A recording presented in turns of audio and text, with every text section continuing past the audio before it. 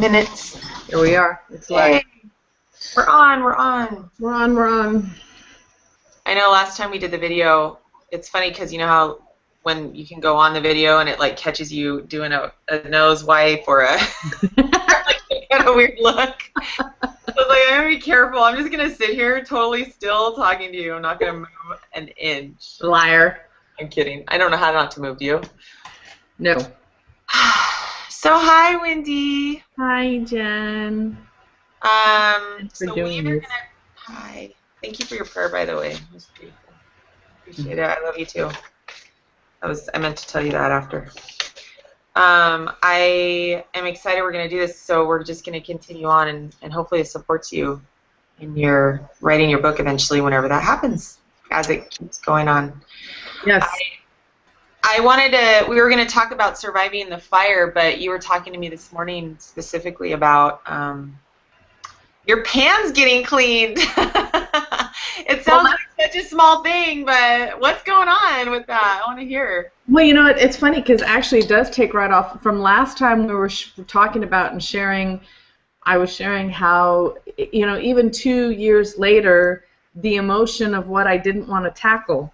And it's funny how, and then this morning as I was thinking about the book, and either it's a chapter or the title for the book of being, you know, surviving after the fire. And because so much of it, you know, you're on an adrenaline rush at the time of the fire, and everybody's fire is going to be different. In fact, the contractor that I was, that was over this morning actually helped me with the rebuild, and he's helping me do a bunch of little projects now as we're getting the house ready for more people to move in. And his home had burned down. So it's just his home had burned down before mine. So as he went through helping me be one of the laborers through the fire, it's just, we're all so connected. Yeah. We're all so connected. So as I'm getting ready for this, I actually on Sunday, oh wow, it was Sunday, no, Saturday. I knew that I needed to get to my garage to start clearing some things out. And that day, my house cleaners were here, and then Kurt came over later. And so I said to them, I'm like, okay, maybe you can help me clean out my garage when you're done with helping me inside the house. And so they're like, great. So then I get, and then all of a sudden, as I'm going through the garage, I'm like, you know what? I'm going to have them help me clean those pots and pans and see if they can get them done. And they spent 2 hours out there scrubbing the pots and pans, and they look brand new. Wow. And here I was going to throw them away because I couldn't emotionally deal with it. And today, you know what? I wonder if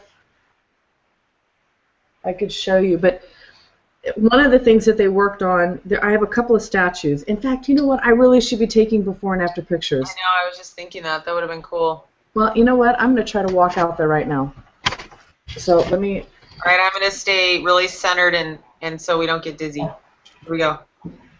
Or I'll talk while you're walking over there, so it'll focus on me. Not that I want to. Claudia, do you mind? I'm gonna. I have on my computer. I'm recording something. I just want to do a before and after. Can you lift up that one of the Toby mugs? Mhm. Oh, yeah, I know you should do that. I know. So can you see, Jen? If you don't move your computer, it's kind of fuzzy. Hold on. Can you see her? Because I can't see what you can see, so hang on a second. Oh, it's all right. Just put her on there. It's just a little fuzzy, that's all. It's fuzzy? Okay. So but that's... Maybe go closer. She needs closer. Oh, there you go. Oh, yeah. So that's what everything's been looking like. And then, so that pot, so lift up that pot if you don't mind. This pot that she's in the middle of working on was black. I didn't even realize that was, it was pitch black. We might grab on another, maybe one of the crystal before you get...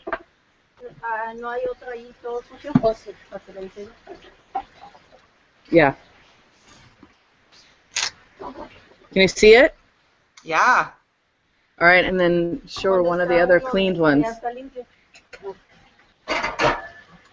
Oh, Oh my gosh, there you go. Holy crap. That is crazy, Wendy. That's a cool visual. What a cool... And so she's just using, and so it's funny because Nate was here, and they, when they showed up this morning, he says, just use baking soda and vinegar. And I was like, oh, okay, I guess I had heard of that, but I'd totally forgotten. Right? And so they went and got baking soda and vinegar, and look what they're doing. I was going to throw all that stuff away, and those are crystal that they're cleaning. Those are crystal glasses that I'd had. So it's this interesting, and what it reminds me of is how God just brings people in the time that you need it, when you just let go and you deal with it. Yeah. And I was even feeling, Kurt's, him and his family moving in, and there's all this stuff going on, and I've been feeling excited and anxious about it. And I realized how it's all such a process, and it's always still comes back to letting go. You know, sorry, I was just going to ask you. So I want to stay on the crystal. I mean, because we come back, usually that's like your theme is letting go. I think that's been your theme this last year, especially. Mm-hmm. So that might be a good thing too for your book to have, because I think that sticks out a lot. I was thinking though, the crystal. You look at that crystal cup. I mean, that's a really cool visual, Wendy, and to really see the black that goes on, that black that happened from the fire, and then to be able to clean it, especially using crystal as an example. I think it'd be really cool to, sorry, the baby. Hi, Meadow. Say hi. Hi, Meadow. It'd be really cool to, there is some really amazing symbolism in that, in that cup. I mean, I can even picture you putting that on the cover of your book or something, or even having those images throughout your book, because... Oh, I need to take pictures. Yeah, I would take pictures of that because, again, talking about... I gotta do it right now because that's everything. Yeah, cleansing and what it really means to be clean, to feel clean, to let go and be clean. It's...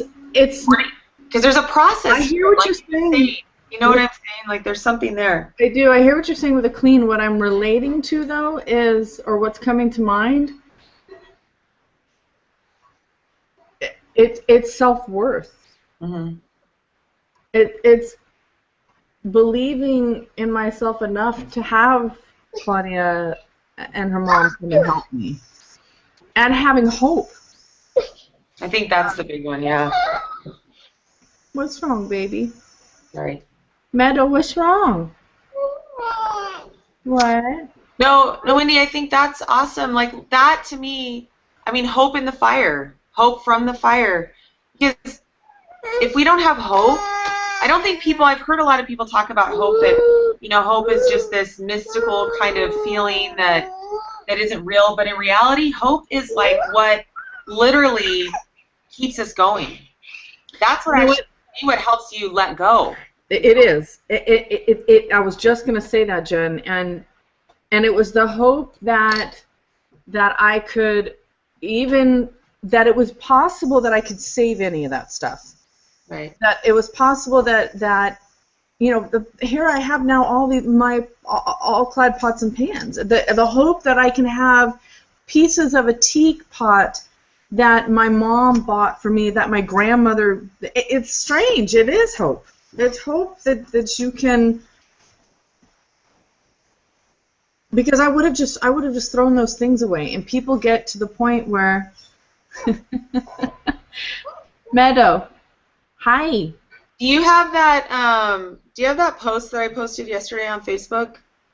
I can't get on my Facebook because the Google won't work at all. But all right, I'm going there. Where is it? You go there, and will you read that? It actually, I think it pertains to this. So I was thinking about relationships, and I was thinking about all the relationships that you've been in, that many probably have been in, but the hope that we can actually find that relationship that really... Was it in the women's mastermind? No, it's on my Facebook page. It's the quote about love. But I felt inspired to share that one right now. Okay, not gonna work. Is that the truth? Is that the more? Yeah, look it up, and then will you read it? When you read it, I'm gonna get her in bed real quick. All right, and I'm gonna close the door really quick too while I'm.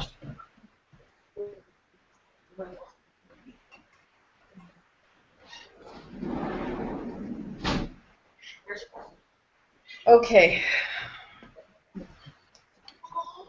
The truth is that the more intimately you know someone, the more clearly you'll see their flaws. That's just the way it is.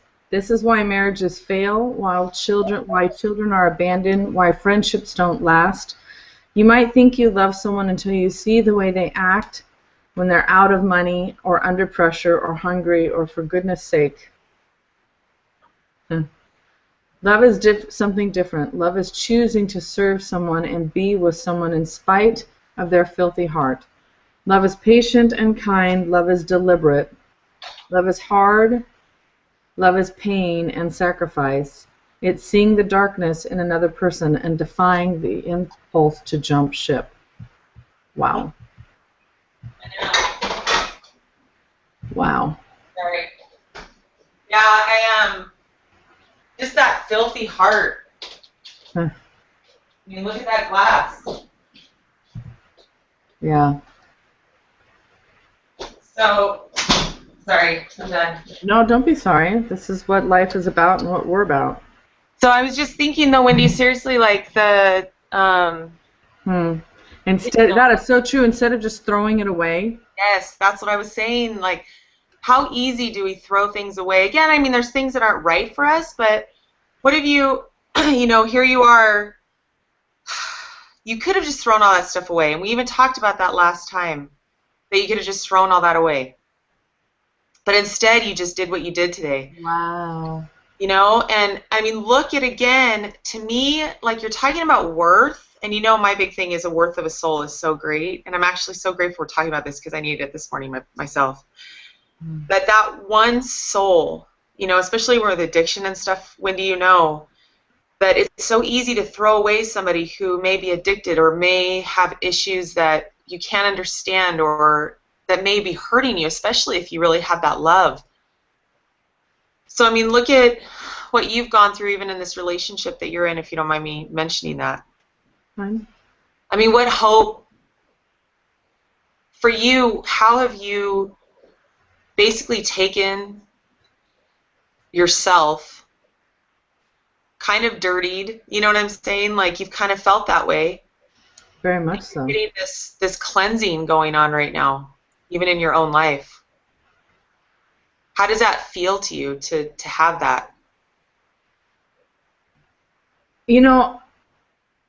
It's so interesting. It right now it feels this it's so symbolic. It feels this equal push of staying open and vulnerable and uncomfortable and anxious, and because it's a change.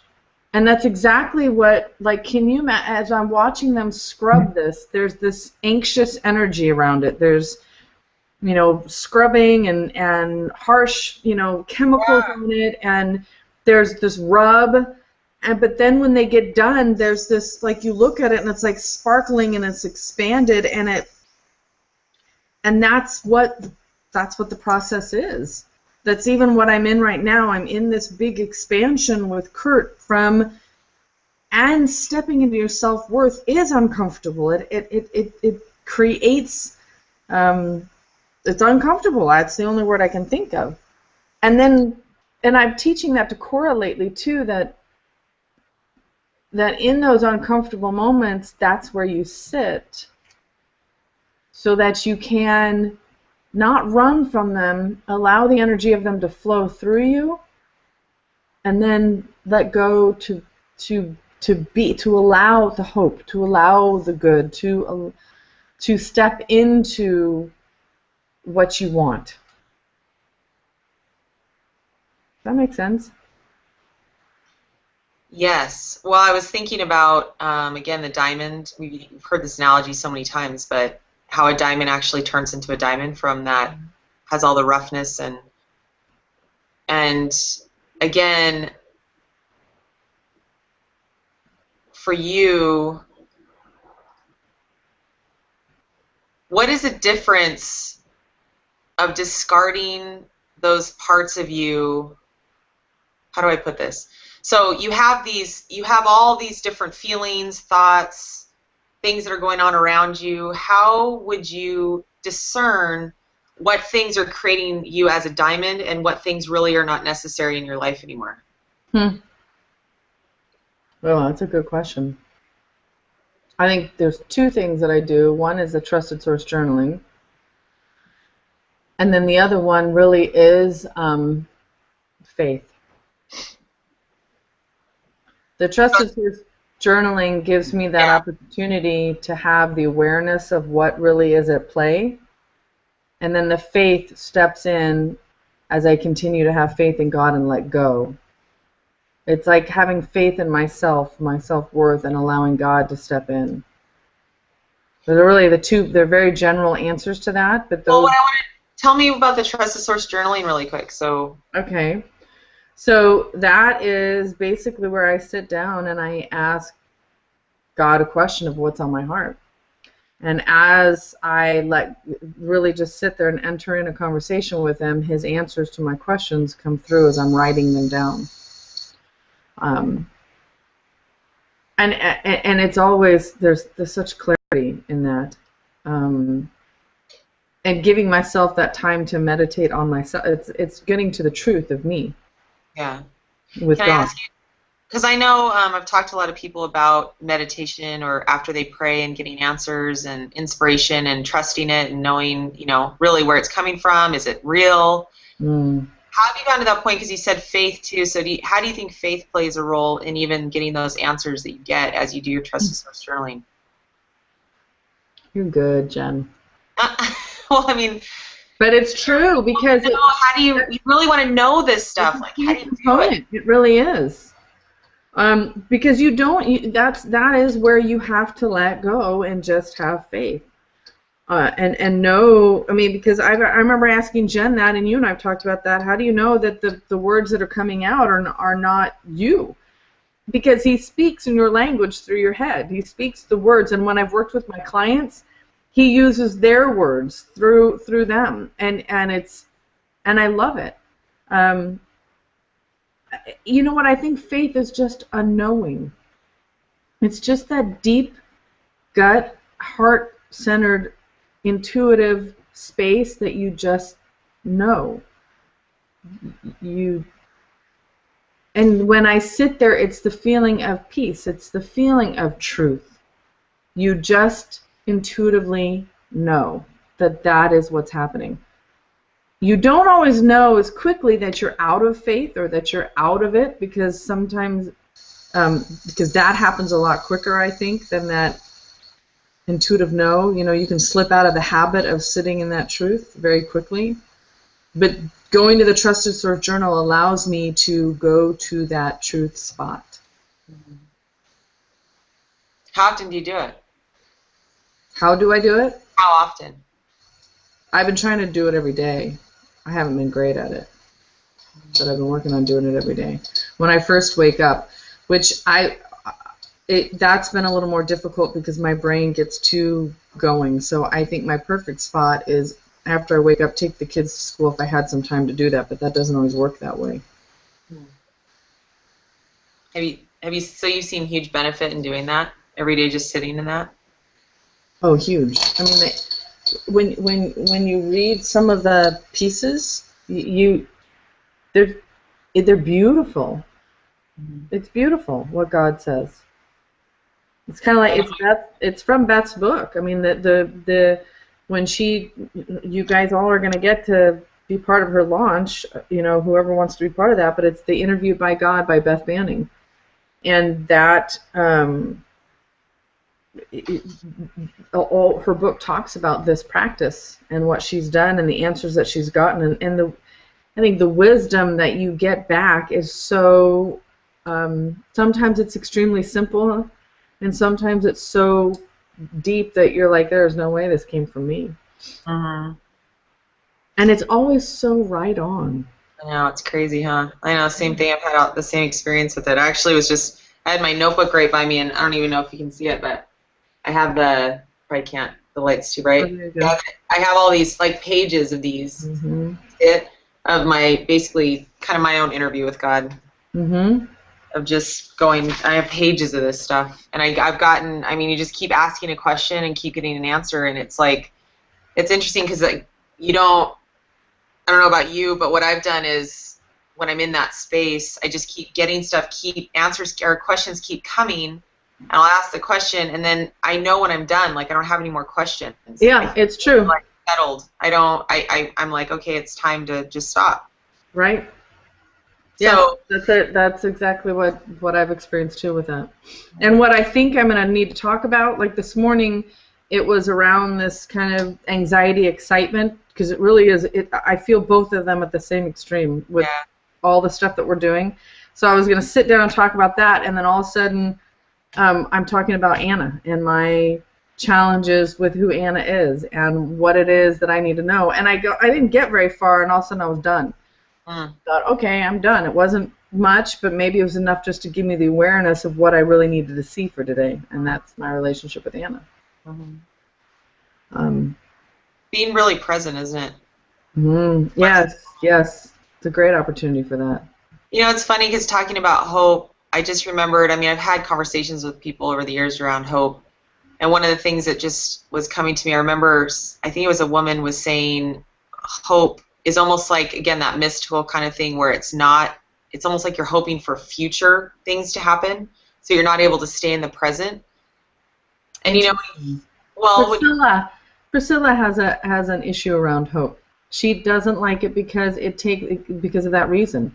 It takes you exactly out of your present. But hope for me, and I'm glad you mentioned that, because hope for me is it encompasses the now. It encompasses just sitting in and having confidence that good things in abundance are yours, and hope is more of an emotion than it is a future event.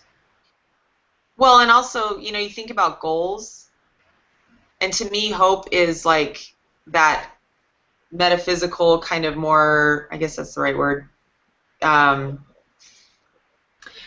more feeling of a goal, because to me it's like that feeling that can sit, like you said, an emotion that can sit in you that helps you to keep moving forward to specific, you know, visions, dreams, desires. So if you relate it to the fire, it's having hope and faith that God is there, that it will take every black thing that you have, including will I ever have, including the hopelessness that you feel by the enormity of having to rebuild your life. Yeah. The enormity of having to rebuild every single thing, and will you ever get there again? Will you ever be whole again? Right. Hope is sitting in that moment of knowing that I am worth being whole again. I am worth God's and people's support to be whole. Right. I think that's where hope has been for me after the fire, and even now. Yeah. The gardeners are here. That's going to be barking. Well, actually, maybe we're going to do our thing too for the generational healing. So, can we end this? And thank you for do it. Wait a minute. I am so sorry. Right. Lexi. It's okay. I did not hear what you just said. Dogs, gardeners. We have lots of stuff going on. I think this is a good place to stop and transition to you. That's what I was just saying. Did you say that? Yes. It's almost 10:30, so I'm gonna stop this and I'll start the other one. All right. All right. Thanks. Love you. Thanks for that. Okay, so I'm gonna get you off.